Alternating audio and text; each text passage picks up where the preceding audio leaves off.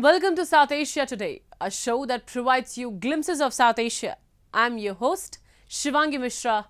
Let's begin with the headlines first. India's finance minister unveils pre-election budget pledges reforms to spur growth. Tokyo Metropolitan Government promotes perovskite solar cell for cleaner energy. And Indian Defence Minister inaugurates several road infrastructure development projects in Jammu and Kashmir. Let's begin the show with India, where Finance Minister Nirmala Sitharaman presented the interim budget for the fiscal year 2024-25, outlining the government's economic priorities and inclusivity. The interim budget is being seen as an economic manifesto for Prime Minister Narendra Modi's government, giving cues to the market on its plans for fiscal consolidation, borrowings and future taxation policy. We have a report.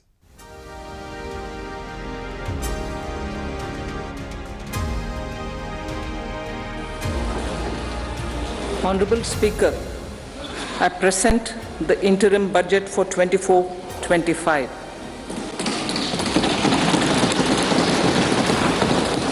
The Indian economy has witnessed profound transformation in the last 10 years. Amid wide speculations, expectations and government mantra to Sabka Saath, Sabka Vikas and Sabka Vishwas, Indian Finance Minister Nirmala Sitharaman presented the interim budget for the fiscal year 2024-25. While presenting a future-oriented budget, Sitharaman announced that her government will launch a scheme to help deserving sections of the middle class living in rented houses and unauthorized colonies to buy or build their own houses. Garib Kalyan, Desh Ka Kalyan. We believe in empowering the poor. The earlier approach of tackling poverty through entitlements had resulted in very modest outcomes. When the poor became empowered partners in the development process, government's power to assist them also increases manifold.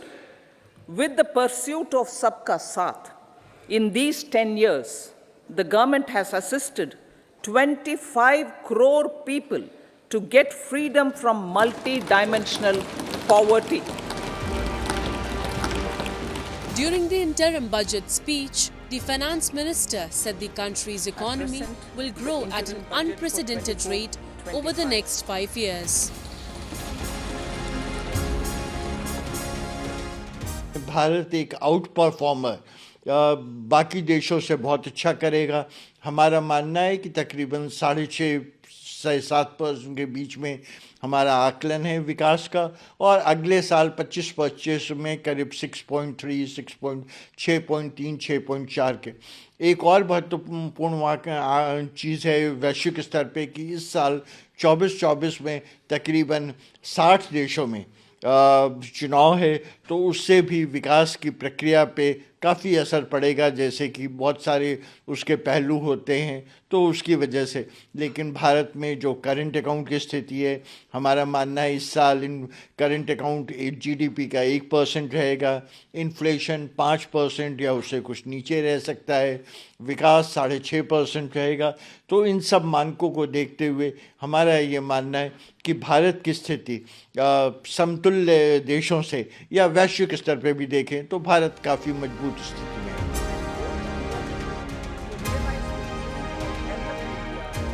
Sitharaman also announced that India will undertake infrastructure and port connectivity projects in its islands, including Lakshadweep, to address the emerging fervour for domestic tourism.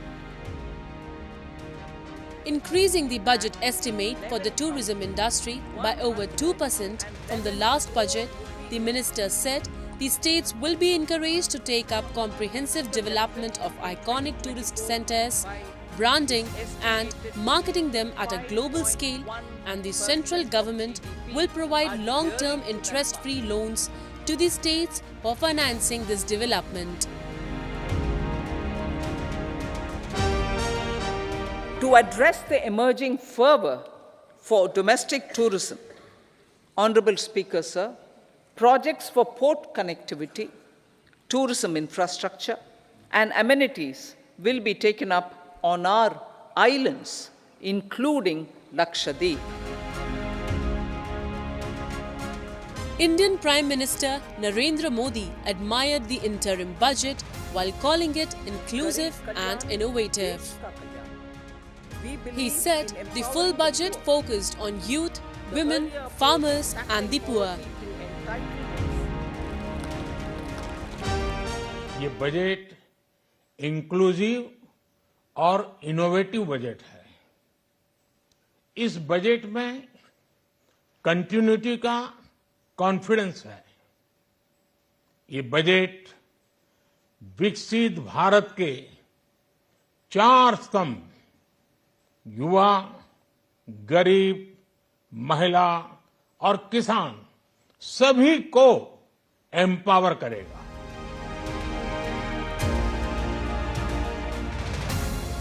The general elections in India are around the corner.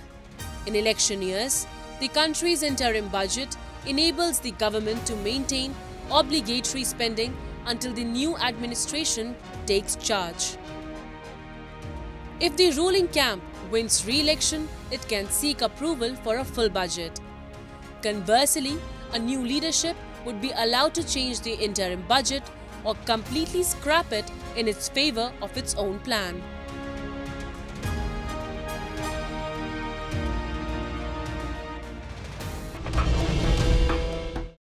Moving on, the Tokyo Metropolitan Government is spearheading a groundbreaking initiative to promote perovskite solar cells.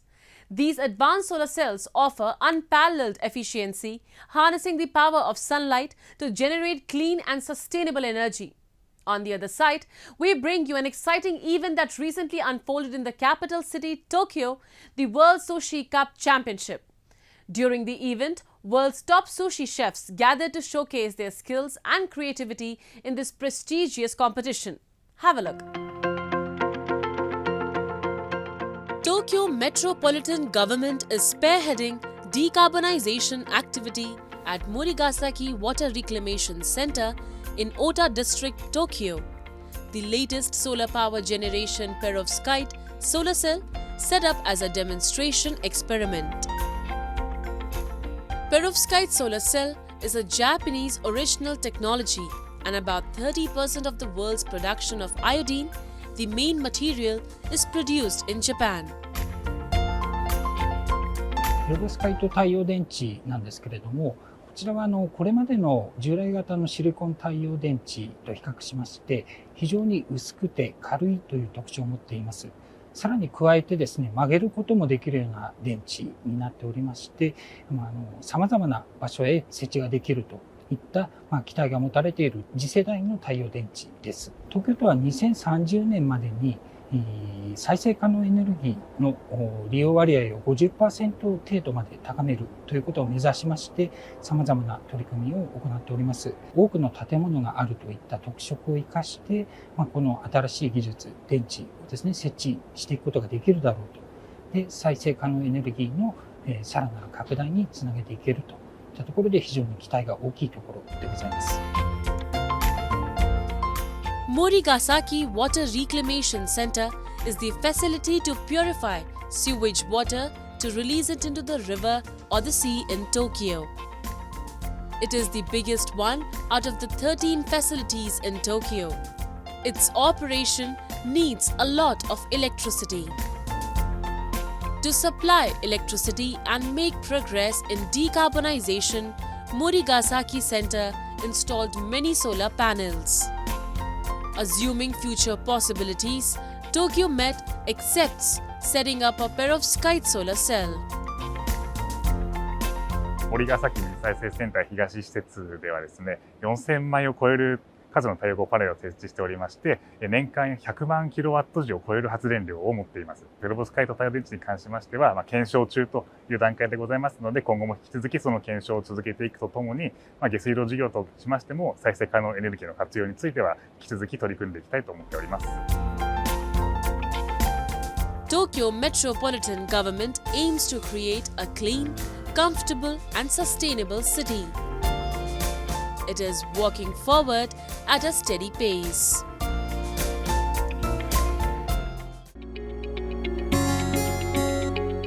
Sushi is one of the most famous dish all over the world. At the beginning of the worldwide sushi boom, the treatment of raw fish was not necessarily perfect. To overcome this situation, Japanese sushi experts work all around the world to teach the correct treatment of raw fish, keeping traditional sushi cooking in check. A competition between international sushi chefs to inherit real sushi culture is called the World Sushi Cup. This year, 15 chefs from various regions and countries participated in the sushi competition. This competition was held to improve the skill of sushi chefs around the world and to promote sushi culture of Japan. Including sushi, Japanese food has become United Nations heritage. Through the charm of sushi food, we would like to reinforce our friendship with various countries. Because when eating good food, everybody is happy and friendly. This year, 15 finalists from 8 countries competed in the event. Judges marked points on each finalist's creative sushi. The World Sushi Cup evaluated normal sushi cooking while also decoratively created sushi for each finalist. Creative sushi reflects each finalist's image and the country's culture. In the long history of Sushi Cup, cacao tasting sushi was presented by a Belgian sushi chef. Sushi culture strengthens ties between Japan and Norway. Current sushi treats salmon. The spread of Japanese sushi culture accelerated the export of Norwegian salmon. A Norwegian person was nominated as one of the judges. Sushi is getting more and more popular, and especially among the young people. It's trendy, it's healthy, it's convenience, and the Japanese image to it is very important also in Norway. A Portuguese chef won the World Championship even this time. Tentar mostrar para os nossos senseis que conseguimos também não fazer como eles, mas aplicar as técnicas japonesas no nosso país e tentar aperfeiçoar, chegar a aproximar as técnicas deles. 寿司がですね、この世界において食全体のですね、衛生だったり、あと美味しいという効用を高めるものだというふうに確信しておりますので、皆様の今後の活躍さらに期待しております。The history of the World Sushi Cup proves how the real global sushi boom elevates sushi skill and creates a fusion of countries' meal cultures.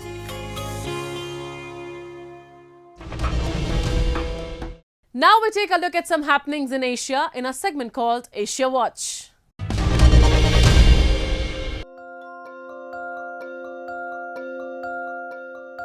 Iraq has embarked on planting 7,000 mangrove trees around the Grand Fort port in oil-rich southern Basra province in a bid to reduce soil erosion and provide a better environment for marine life and migratory birds. The project aims at controlling rising temperatures, especially in the summer, due to desertification, as well as providing an attractive biological habitat. Mangrove trees have been proven to raise the percentage of oxygen twice as much as regular trees. Mangrove trees also protect the coast from erosion and have a high tolerance for salinity, the agricultural director of the project. Further expansion to the project in its second phase will aim to plant trees along the Shatt al-Arab coast.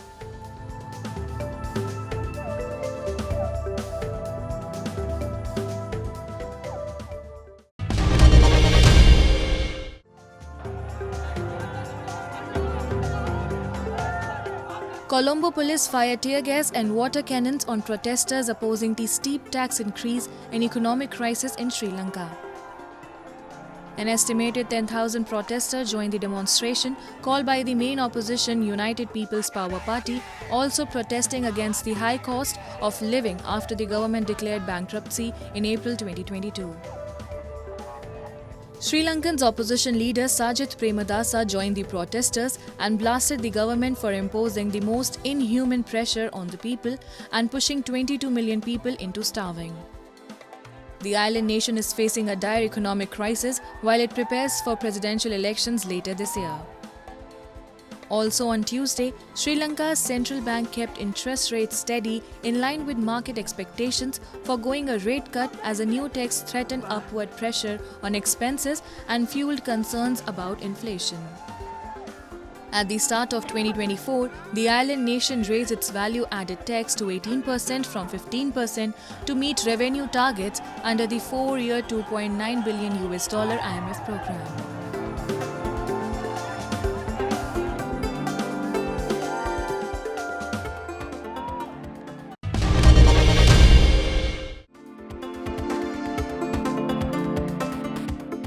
Tourists thronged Hilltown in India as a fresh spell of snow covered parts of the Himalayan states in a pristine sheet of white this week after a long dry in the region.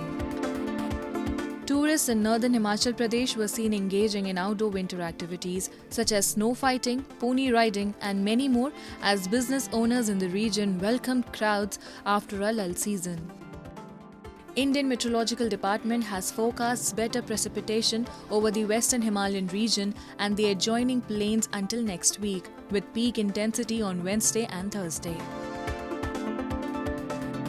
No snow until mid-January is an unusual phenomenon for locals and tourists alike. Hence, the first proper snowfall was welcomed by visibly elated crowds.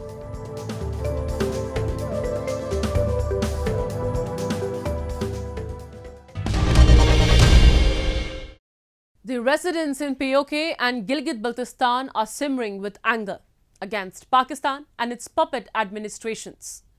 After 8 months of agitations against high wheat prices, load shedding and inflated electricity bills, the Residents, Traders Association and other social activists have reached a saturation point.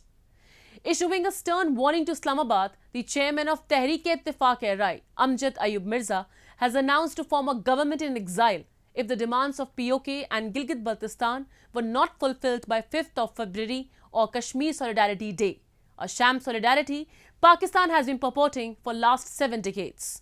We have a report. After almost 8 months of continuous protests against Pakistan and its stooge administration, the residents of PoJK and Gilgit-Baltistan have come to a saturation point. No respite from the government in wheat prices, electricity bills and host of other issues has led the locals and leaders to plan a massive uprising against Pakistan on 5th of February. The 5th of February happens to be Kashmir Solidarity Day in PoJK, Gilgit-Baltistan and Pakistan. As per locals, it is a sham solidarity Pakistan has been purporting for over 7 decades. The chairman of Jammu and Kashmir Tehreek-e-Ittifaq-e-Rai, Dr. Amjad Ayub Mirza, has announced if the demands of the people of PoJK and Gilgit-Baltistan are not met by February 5th, then the political exiles living abroad will consider forming a national government of PoJK in exile.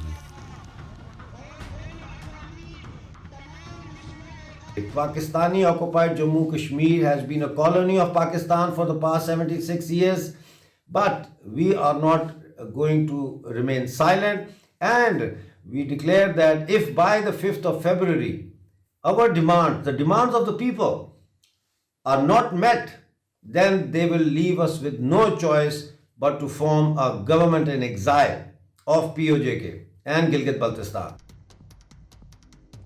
Nearly 8 months have passed since locals have been holding regular protests against inflated electricity bills, load shedding and high wheat prices. The government has provided no subsidies on wheat and other essentials even after regular condemnation of its policies by the residents, traders association, activists and other social groups. The China-Pakistan Economic Corridor or CPEC is a stark manifestation of Pakistan's sinister design in Gilgit-Baltistan and PoK. On the name of progress and infrastructural growth of the region, swathes of agricultural lands and forests were illegally acquired from the residents. The hydroelectric plants established in Gilgit-Baltistan and PoK as a part of CPEC project could be seen as the region's infrastructural growth, but in reality, all these projects are utilized by Pakistan to fulfill its own energy needs. The illegally occupied regions of Gilgit-Baltistan and PoK, despite producing surplus electricity, face regular power cuts and 18-20 hours of load shedding. In addition, the CPEC has disturbed the ecological balance in the region, causing landslides and floods almost every year.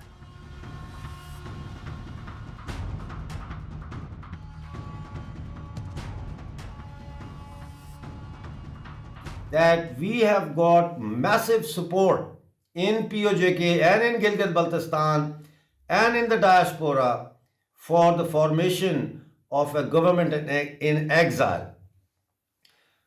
Pakistan has destroyed the ecology of Gilgit-Baltistan and also of Pakistani occupied Jammu and Kashmir. In Pakistani occupied Gilgit-Baltistan, the construction that is going on in the name of progress called CPEC has destroyed massive pastures and lands that were vital for the ecological system of that region. Diversion of rivers in Pakistani occupied Jammu and Kashmir and vast deforestation of our lands has caused massive ecological disasters in our region. Earthquakes, landslides have become the norm. The infrastructure is so bad that it cannot cope once there is a landslide or there is an earthquake. The activists and leaders claim they have gathered a large support even in the small pockets of Gilgit-Baltistan and PoK. Under no circumstances, the uprising against Pakistan seems to subside. The 5th of February has been set as a deadline. Islamabad and its stooge administrations in PoK and Gilgit-Baltistan, if failed to fulfill the demands of the resented public, their Sham Kashmir Solidarity Day could turn into a complete disaster. Roads and highways are considered to be the lifelines of any region. In a bid to develop the road infrastructure and connect hamlets and towns in the Union Territory of Jammu and Kashmir, the Border Road Organization has recently completed 11 projects. The Defence Minister Rajnath Singh inaugurated 2 bridges in Aknoor sector, 4 bridges in Rajouri and several other road infrastructural development projects in the Union Territory through video conferencing. We have a report. The roads and bridges are the symbols of development, prosperity and growth for any region. In line with its efforts to connect each and every village of Jammu and Kashmir and bring prosperity, the Government of India has kept road infrastructure development as its chief priority. A few weeks ago, the Border Road Organization, an entity under the Ministry of Defence, completed 11 road infrastructure development projects in the Union Territory. As a part of road infrastructure, 2 bridges in Aknoor sector and 4 bridges in Rajouri were inaugurated by the Defence Minister Rajnath Singh through an online video conferencing event. 2 bridge हैं, जो अखनूर का एक bridge है और दूसरा ये कन्ना नाला ब्रिज है जो अखनूर के बॉर्डर के साथ लगे इलाके में ये ब्रिज है। तो काफ़ी सारी परेशानियों का सामना करना पड़ता था। तो एमरजेंसी के दौरान जैसे कोई स्नेक बाइट हो या डिलीवरी केस हो तो यहाँ पे हम क्रॉस नहीं कर पाते थे, तो 4-5 घंटे का जो समय लगता था सुंदरबनी से होकर अखनूर जाना पड़ता था। तो इस ब्रिज से कम इतना तो है कि हम 1-1.5 घंटे में अखनूर पहुँच सकते हैं। The 2 bridges, Kanha in Jogwan village and Kargi in Mawa Karora area in Aknoor sector, have relieved the general public from problems they used to face while commuting. The residents were thankful to the government and the Border Road Organization or BRO for the construction of the bridges. The bridges would save a lot more of their time during commute.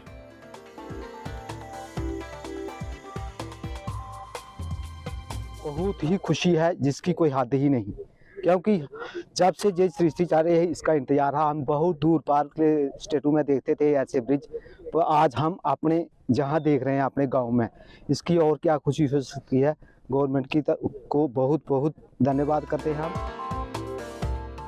The BRO has constructed 4 more bridges in Rajouri, which were also inaugurated by the Defence Minister during the event. 2 bridges on Rajouri-Kotranaka Budhal Road and 2 more bridges at Kalakote Metka and Moghla locations are now fully operational. The 4 bridges in hilly and far-flung areas of Rajouri are all set to boost the local economy of the region.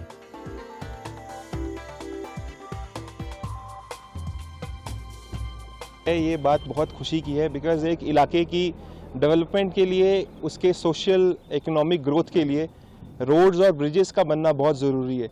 जहाँ पे roads और bridges होंगे वहीं development जो है उतनी ही तेज़ी से होगी। तो आज ये रजौरी कंडी बुद्धल का जो हमारा एक बहुत ही महत्वपूर्ण रोड है, बिकॉज़ ये रोड जो है वो काफ़ी दूर दराजे इलाके को जोड़ता है रजौरी के इम्पॉर्टेंट टाउन को।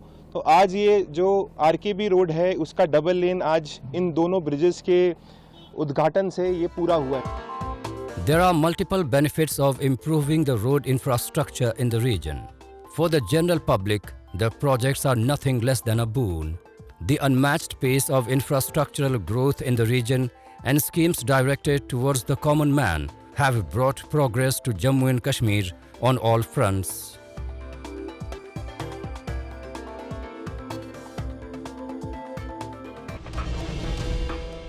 It's time for me to wrap up today's episode. We'll be back next week at the same time. This is Shivangi Mishra signing off on behalf of the entire production team of South Asia Today. Goodbye and take care.